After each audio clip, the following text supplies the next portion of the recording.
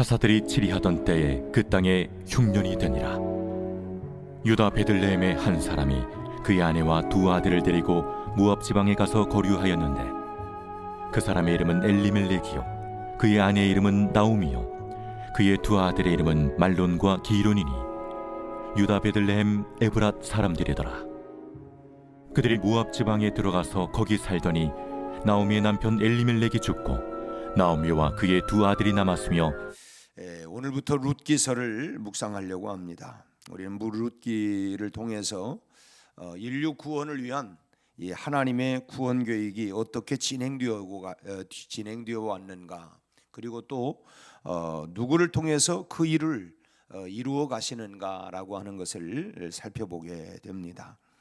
특히나 이 어둠의 시대에 그 어둠의 그런 가운데에서 그 어둠을 밝히는 신앙인들, 믿음의 사람들을 우리가 만나게 되는데, 이런 면에서 볼 때 오늘 또 세상이 악하다, 세상이 참 점점 영적으로 어두워간다라고만 할 것이 아니라, 이런 시대에 참 영적으로 불을 밝히고 참 믿음의 역사를 세워가는 그런 사람이 누구인가, 참 성경에 그런 사람들을 만날 뿐만 아니라 이 시대에도 바로 우리가 그런 신앙의 믿음의 대를 이어서 참 영적인 이런 어두워가는 이 시대에 불을 밝히는 이런 등대지기가 되어야 할 줄로 믿습니다. 새벽마다 이 귀한 말씀을 통해서 우리가 큰 은혜가 될 수 있기를 바랍니다. 오늘 첫 시간으로 고난을 만날 때면, 이란 제목을 가지고 말씀을 나누려고 하는데, 왜 하필이면 첫 시간에 이 고난에 대해서 말씀을 하려고 하는가 하는 이유는 룻기서의 배경이 바로 고난을 배경으로 하고 있기 때문에 그렇습니다. 그러고 보면 우리 인생이 고난을 피해가는 사람은 아무도 없다. 결국 우리 삶의 기본적인 바탕과 배경에는 뭐가 있느냐? 고난이라고 하는 게 다 있다고 하는 것을 어찌 보면 우리가 그렇게 암시를 해주는 것 같아요. 고난 없는 인생이 있습니까? 다 뭐 보면 우리 이야기들을 나누면 나 이것 때문에 힘들어, 나 이것 때문에 정말 어려워 하는데, 참 고난만 없다고 하면 인생 살만한데, 또 따지고 보면 고난이 있기 때문에 우리가 많은 삶에 이 조정이 되는 것 같아요. 이 고난이 아니었으면 자기 멋대로 갈 수 있는데, 이 고난이라고 하는 것이 결국은 다시금 우리의 발걸음을 멈추게 만들고, 그 멈추면서 생각하게 하고, 이렇게 가는 게 아니구나, 이렇게 사는 게 아니구나, 이렇게 내 멋대로 사는 게 아니구나. 그래서 우리의 삶을 방향 전환을 할 수 있는, 그래서 고난이라고 하는 것이 꼭 나쁜 것만은 아니다. 고난 자체는 힘들고 어렵지만 그 고난을 통해서 우리가 많은 것을 생각하게 하고 깨닫게 하고 내 삶의 방향을 전환하게 만들고, 아무튼 이 고난이라고 하는 것이 우리 인생에 기본적으로 늘 깔려있는, 왜 나만 당한 고난이냐, 우리가 그런 찬양도 있잖아요. 왜 나만 당한 고난이냐고. 원망하지 마세요, 불평하지 마세요. 그러나 고난 뒤에 뭐냐? 하나님이 주시는 은혜가 있다. 또 고난은 나만 있는 게 아니고 사실은 모든 사람들에게 이 고난이라고 하는 이 배경은 다 깔고 있다라고 하는 거, 이것을 우리가 알게 되죠. 자, 1절 말씀을 보면 사사들이 치리하던 때에 라고 하는 말씀으로 시작됩니다. 이 룻기는 우상숭배와 이 성적 타락이 아주 난무했던 대략 342년간의 사사시대를 배경으로 삼고 있습니다. 무려 우리가 따지고 보면 인생 100년이라고 우리가 다 그만큼 이제 100세 시대라고 하니까, 그러려 할지라도 이 342년이라고 하는 거는 참 세대를, 보통 한 세대를 30세로 연다면 11세대, 그러니까 사실은 이 짧지 않은 긴 시간입니다. 이 시간 동안 참으로 이 역사를 얘기하는 건 뭐냐? 그동안의 우상숭배와 그리고 이 성적인 타락이 굉장히 난무했다고 하는 것입니다. 사실 우리도 과거를 보면 가난, 무지, 우상숭배 이런 것들이 우리 한민족의 이런 역사를 보면 이런 것들이 오랫동안 오지 않았습니까? 우리가 다 과거에 구석기 시대, 신석기 시대 이게 쭉 이렇게 우리 역사도 우리가 이제 살펴보면 참 그렇게 가난, 무지, 우상 숭배 뭐 이런 것들로 참 난무했던 것처럼, 그런데 특별히 룻기는 이스라엘이 이 미디안의 그 미디안 족속의 압제를 받던 때를 배경으로 삼고 있어서 그 근거가 12세기 후반경에 이스라엘은 이 미디안 족속의 압제를 받았고 또 룻의 증손이었던 다윗이 헤브론에서 통치할 때가 기원전 1010년경이었기 때문에 그렇게 그런 배경을 이렇게 342년이라고 하는 이런 역사를 추정을 하게 되는 것이죠. 이 미디안이 이스라엘을 약탈했던 뭐 그 7년 동안의 이 기간은 정말 한마디로 백성들에게는 정말 살기 힘든 참 엄청난 그런 그 시련의 그런 기간이었습니다. 우리도 과거 일제의 그 신탁에 있을 때에 참 뭐 심지어는 뭐 어른 세대들은 기억을 하겠지만은 집에 쓰던 놋그릇까지도 다 막 가져가고 이 뭐 총알 만들고 뭐 전쟁 무기를 만들기 위해서 그거 뭐 가고 또 뭐 이렇게 뭐 곡식도 뭐 가져가고 하는 것처럼 하여튼 이 미디안 족속들이 농사철이 되어지면 뭐 그들이 와가지고 곡식들을 다 털어가고 양과 소와 이런 것들 다 끌어가고 엎친 데 겹친 격으로 그렇잖아도 이렇게 막 약탈을 해가니까 힘든데 그런데다가 이 그 흉년이 온 것입니다. 그러니 뭐 정말 살기가 너무너무 좀 어려웠던 거예요. 그 뭐 참 말이 그렇지 이제 그 시대에 소위 말하면 이제 야 여기서는 도저히 못 살겠다. 그러니까 우리가 나라를 떠나야 되겠다 해가지고 이제 떠난 이야기가 이제 오늘 말씀인데 이제 그래서 그때 떠났던 사람이 뭐 물론 뭐 그 당시에 떠났던 사람이 오늘 여기 기록된 뭐 한 사람뿐이었겠습니까마는 그런데 이제 성경에 기록된 이 사람은 엘리멜렉이고 그 아내의 이름이 나오미였고 또 두 아들 말론과 기르온이라고 하는 두 아들을 데리고 이제 더 이상 뭐 이 나라에서 소망도 없고 정말 여기서는 못 살겠다 해가지고 이제 모압 땅으로 떠나가게 된 것입니다. 그리고 그 모압이라고 하는 이방 나라인데 그 나라에 가가지고 두 아들 말론과 기련이 그 나라에 있는 처녀와 결혼을 합니다. 그 딸들이 이제 오르바이고 하나는 룻이고 오르바와 룻을 만나가지고 이제 이방 땅에서 이제 뭐 요즘으로 얘기한다면 이제 국제 결혼을 이렇게 하게 된 것입니다. 물론 하나님은 모압으로 가서 이방 여자를 며느리로 맞은 유다 지파 사람을 사용했지만 우리가 사사기를 보면서도 야 세상에 이런 사람도 하나님이 쓰시는구나 참 그런 걸 보면 야 하나님은 뭐 출신 배경이 뭐 이래서 뭐 그 사람이 이래서 그런 게 아니라 하나님이 쓰시는 사람들을 보면 다양하다고 하는 것을 우리가 보지 않습니까? 정말 야 저런 사람 기생의 아들도 하나님이 사용하시고 말이죠. 그렇게 뭐 다양한 사람들을 사용하시는데 어쨌든 이제 룻이라고 하는 것은 다윗의 할머니 아닙니까? 그걸 따지고 보면 참 이 역사라고 하는 게 참 그런데도 그런 사람도 하나님이 쓰셨다고 하는 거예요. 하지만 그 개인으로 볼 때는 결코 바람직한 선택은 아니었다라고 하는 것입니다. 그 다가올 그 고난을 피해서 하나님께 주신 약속의 땅을 떠나 가지고 이제 이방 지역으로 간 것은 결코 그것이 믿음의 행동은 아니었다는 것입니다. 물론 나중에 거기에서 소위 말하면 정말 다 그냥 망해가지고 다시 이제 베들레헴으로 돌아오지요. 돌아오면서 또 하나님이 그의 삶의 역사를 새롭게 써내려가는 그런 이야기들이 이제 룻기서인데 우리도 보면 참 어떤 사람들은 그냥 절망 가운데 그렇게 그냥 사라져 버리는 사람도 있고 그런 절망 가운데에서도 다시 소망 가운데 정말 믿음으로 하나님을 붙잡고 그의 인생이 그의 가정이 그의 가문이 새롭게 일어나고 펼쳐져 나가는 이런 모습도 우리가 보지 않습니까? 지금 당장은 어렵고 힘든데 그 사람의 쭉 역사를 이렇게 살펴보면 야, 이 사람의 이 가정에 이런 역사가 이렇게 피어나고 있구나라고 하는 것을 우리가 보게 되는 것입니다. 오늘 기도해 주셔서 우리 전혜경 권사님도 주일학교 때부터 우리 교회에 쭉 주일학교 때는 내가 못 봤지. 그런데 하여튼 이 주일학교 때부터 쭉 자라가지고 그래서 이제 뭐 신랑하고 둘 다 이제 학교 교사이지만 이렇게 만나서 이제 그때만 해도 나는 예수 믿는 여자인데 예수 안 믿으면 뭐 결혼 못 한다 해가지고 어쨌든 한때 막 그냥 웬 남자를 데리고 열심히 나오더니 이제 나오니까 결혼해야 된다. 세례는 받아야 된다. 뭐 세례를 받고 그리고 또 뭐 열심히 특심해가지고 선교 훈련도 받고 뭐 집사가 되고 그러느라고 기다려 주느라고 결혼을 좀 늦게 했어요.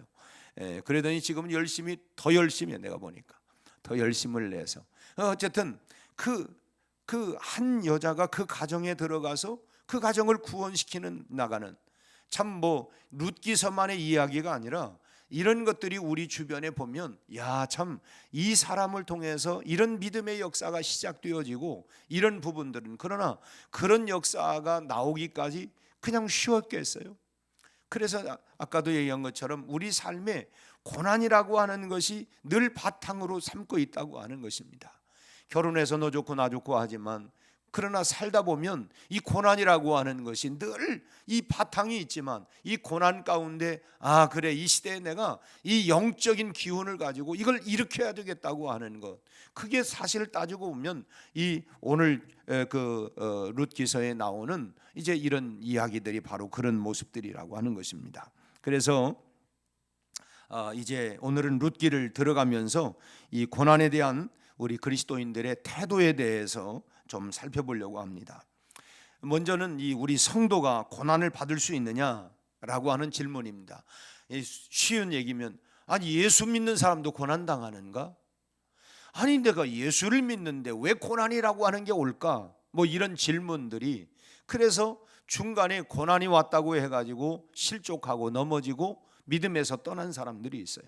앞서 말씀드린 것처럼 인생의 가장 기본 바탕에는 뭐가 있느냐? 이 고난이라고 하는 게 다 있다는 거예요. 그러나 이 고난을 믿음으로 이겨나간 사람, 그리고 그러지 못하고 그냥 그 고난 속에 그냥 주저앉아 버린 사람, 어찌 보면 이런 그 분류로 나눌 수가 있습니다. 우리 성도들이 좀 가운데 고난에 대해서 좀 오해하는 분들도 있는 것 같습니다. 교회 다니면 개인적으로나 가정적으로 어떠한 고난도 임하지 않는다. 예수 믿으면 고난이 다 도망간다. 교회 다니면 이 고난이라고 하는 게 없다. 그런데 교회 다녔는데 예수 믿었는데 고난이 오니까 아니 이게 웬일일까? 참 하지만 그런 생각을 하는 것은 오해라고 하는 것입니다. 계속 말씀드리지만 우리 인생 자체가 가장 기본적으로는 이 고난이라고 하는 것이 다 밑바탕에 다 기본적으로 다 있다고 하는 거예요. 성경은 하나님을 믿으면 고난을 받지 않는다, 이런 말씀을 단 한 군데도 한 적이 없습니다.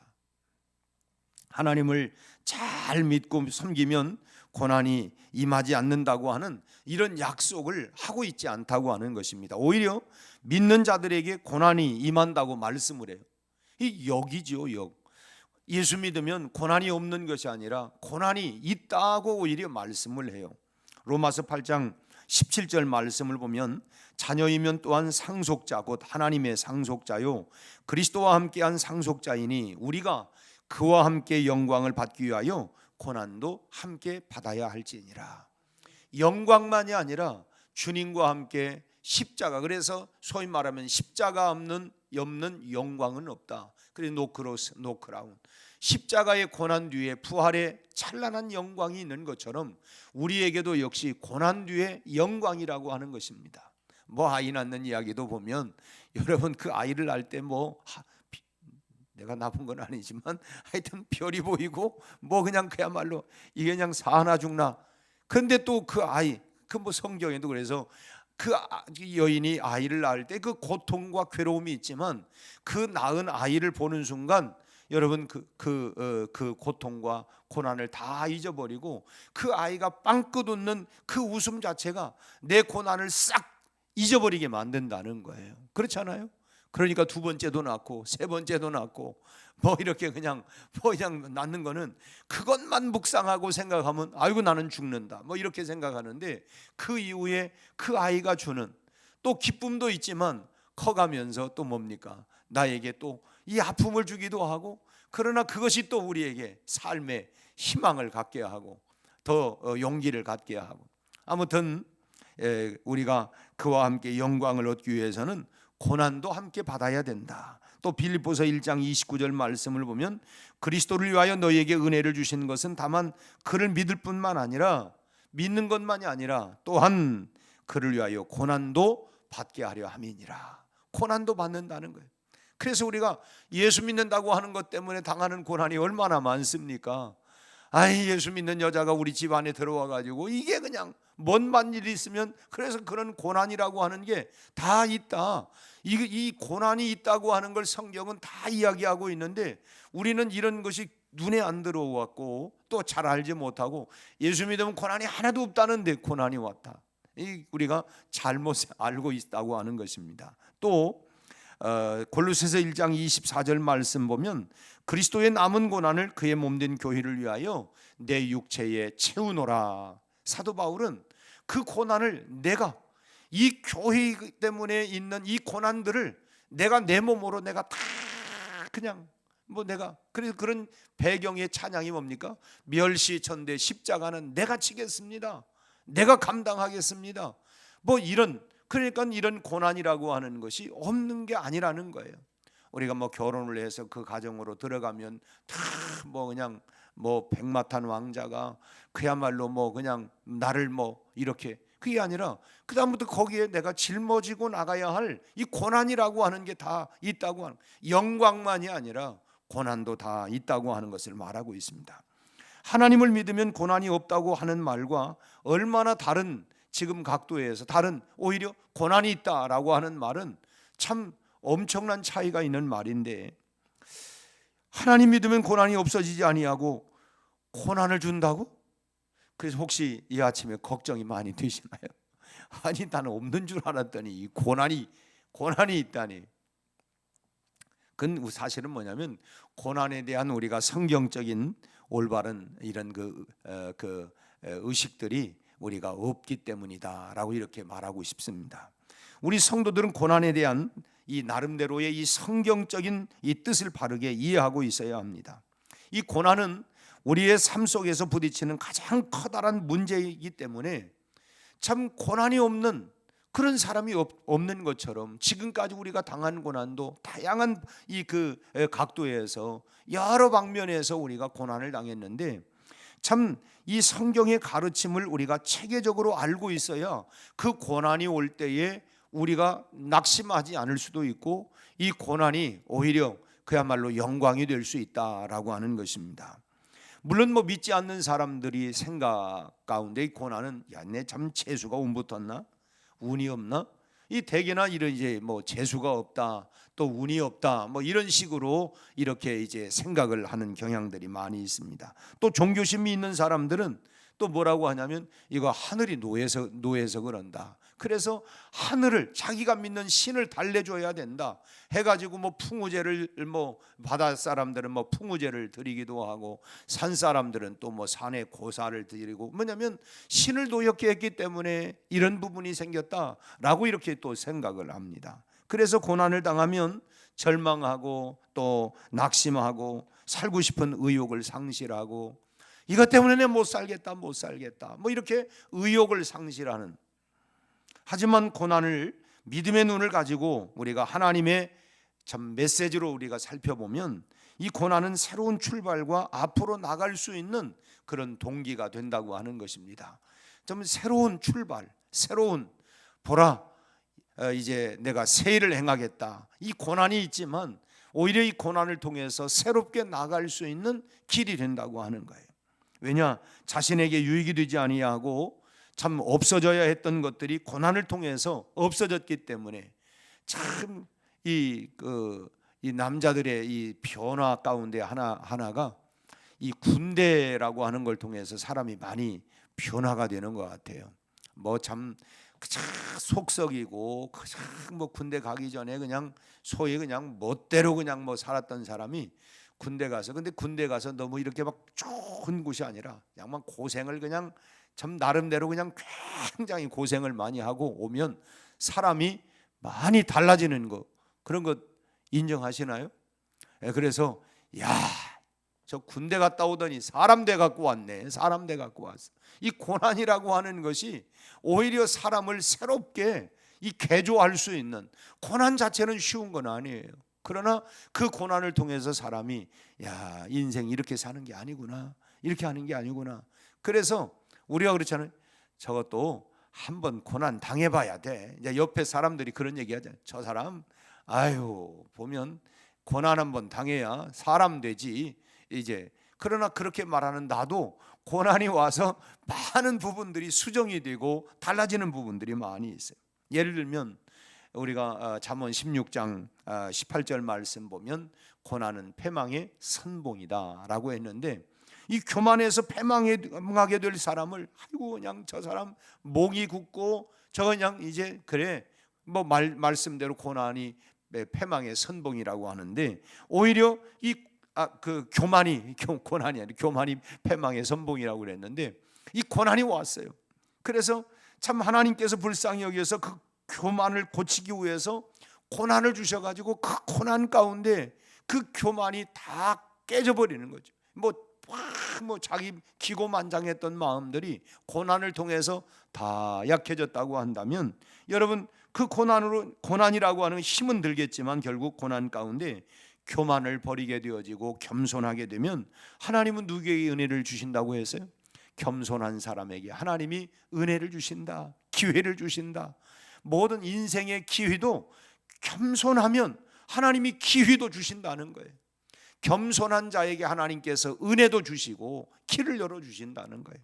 그래서 오히려 패망이 아니라 교만하다 보면 저러다가 보면 패망될 수 있었는데, 그 고난을 통해서 겸손해지고 나니까 오히려 존귀하게 되는, 잠언 18장의 말씀에도 그렇게 겸손한 자를 하나님이 존귀하게 만든다고 하는 말씀이죠. 그렇기 때문에 고난이 임할 때에 우리가 하나님의 마음을 가지고 하나님의 입장에서 그 의미를 우리가 잘 헤아려 봐야 된다고 하는 것입니다. 그래서 고난이 오면 하나님 이럴 수 있습니까? 왜 나에게 이런 고난입니까? 라고 이렇게 우리가 원망하거나 불평하거나 따질 것이 아니라, 이 고난을 통해서 하나님이 나에게 주시려고 하는 메시지가 뭘까? 하나님이 이 고난을 통해서 나로 하여금 알게 하려고 하는 게 무엇입니까? 이 고난을 잘 통과하면 그것이 우리에게 은혜가 되고 기회가 되고 축복이 되고, 또 내가 하나님 앞에 바로 설 수 있는, 겸손히 나갈 수 있는 기회가 된다고 하는 것입니다. 고난을 우리가 하나님의 사랑과 은혜로, 우리가 그걸 그냥 불평으로 원망으로 따지는 것으로가 아니라 이 고난을 하나님의 사랑과 은혜라고 하는 것으로 우리가 해석을 하고 받아들이게 되어지면 그것은 큰 의미를 깨닫게 되고 오히려 감격할 수 있게 된다고 하는 것입니다. 고난당하기 전에는 내가 알지 못했는데 고난 후에 이런 은혜를 하나님이 내게 주셨다, 이런 은혜를, 그래서 우리가 감사하고 감격하게 되고 더 하나님의 깊은 은혜의 세계로 들어갈 수 있는 이런 찬스가, 기회가 된다고 하는 것입니다. 감격만이 아니라 참 하나님의 계획 가운데 많은 것들을 또 우리가 경험하게 되고 체험을 하게 되는 것이죠. 그 고난을 통해서 참 숱한 것을 만나고 경험하고 체험하게 되는 것입니다. 지나고 보면 여러분, 우리가 잘 나갈 때보다도 고난 때에 하나님이 주신 힘, 지혜, 또 그런 것들을 우리가 한번 오늘 아침에 이제 우리 한번 기도하면서 여러분들의 지나온 삶을 쭉 더듬어 보면서 한번 기도해 보세요.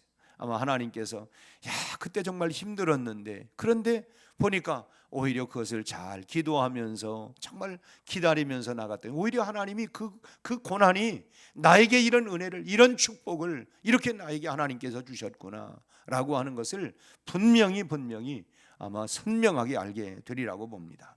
고난 가운데 우리가 하나님의 손길을 기억하고 성장하는, 날마다 계속해서 나아가는 그런 믿음의 사람들이 다 되시기를 주님의 이름으로 축원합니다. 기도하겠습니다. 하나님 아버지, 이서를 살펴보면서 고난을 배경으로 삼고 있는 이 말씀을 통하여 우리 인생에도 아버지 하나님이여, 피해갈 수 없는 고난이 늘 우리 앞에 있지만 고난이 우리에게 축복이 되게 하시고 고난이 기회가 되게 하시고 고난이 우리에게 지혜가 되게 하여 주옵시고, 고난을 통하여 우리가 더 하나님 앞에 가까이 나갈 수 있는 영적인 횃불을 더욱더 밝히고 들 수 있는 하나님이여 귀한 축복의 기회들을 만들어 가게 하여 주옵소서.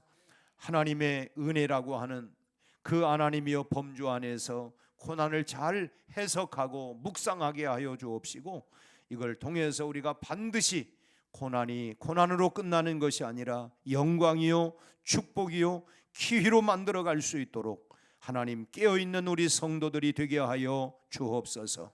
너희 중에 고난당하는 자가 있느냐? 저희는 기도할 것이요 라고 말씀한 것처럼 그 고난을 통하여 하나님의 뜻을 묵상하고 깨닫고 하나님 축복으로 이어져 나갈 수 있는 기회가 되게 해 주시옵소서. 우리 아버지 하나님, 건강으로 인하여 우리 아버지 하나님이여 경제적인 것으로 인하여 여러 삶의 하나님 참으로 기회, 또 직장, 가정, 하나님 많은 고난과 어려움들이 있지만 이 모든 것들을 주님 참으로 지혜를 주시고 이때에 하나님이 우리가 넘어지거나 영적으로 꺾이지 않게 하시고 오히려 영적인 등불을 더 횃불을 밝힐 수 있는 기회로 만들어서 하나님 모두가 축복의 아버지 하나님이여 간증자들이 되게 해 주시옵소서. 오늘 하루도 주의 손에 의탁합니다. 우리의 모든 삶을 주님 축복하시고 은혜 베풀어 주옵소서. 예수님 이름으로 기도하옵나이다. 아멘.